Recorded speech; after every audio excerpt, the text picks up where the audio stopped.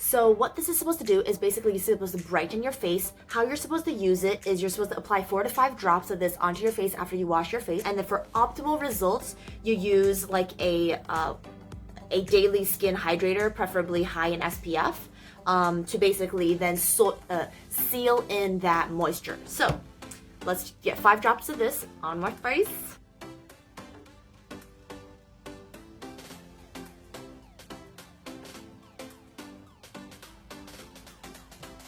And I'm going to take this.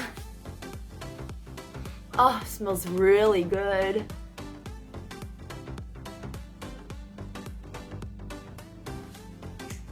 Down my neck. Oh, I forgot this guy. Okay, let's just do it a little real soft, supple skin. So once again, it's the Antioxidant Serum.